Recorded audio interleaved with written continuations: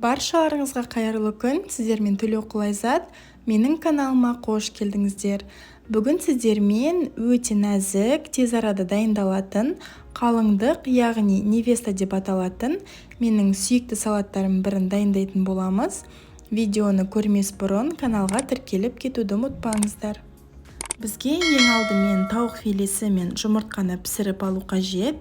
Кейін салат жапырақтарын не турап, не осылай үзіп аламыз.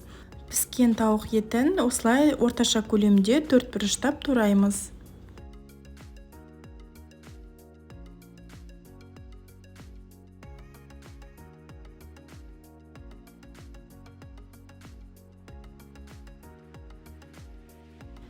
Кейін жұмыртқаны да видеода көрсетілгендей 4-ке бөліп қосамыз.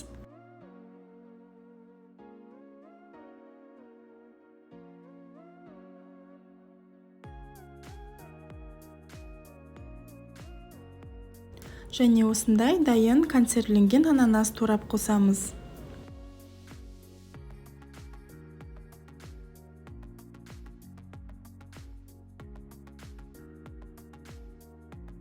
Грек жаңғағының жарты бөлігін сәл қолмен ұсақтап алып саламыз. Дәміне қарай тұз және де 3-4 ас қасық майонез қосып араластырамыз.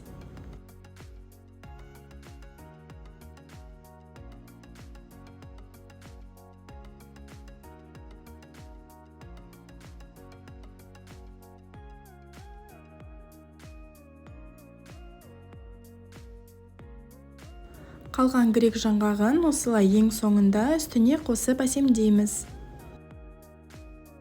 Біздің нәзік салатымыз дайын болды. Бұл менің үйде жиі жасайтын салаттарымның бірі. Осылай өте жеңіл дайындалып, әрі өте дәмді болып шығады. Сіздерге бүгінгі видео рецепт ұнаған болса, менің каналыма тіркеліп, лүпіл басып, комментарий қалдырып кетуді ұмытпаңыздар. Сіздермен болған Төлеуқұл Айзат, баршаңызға ас болсын.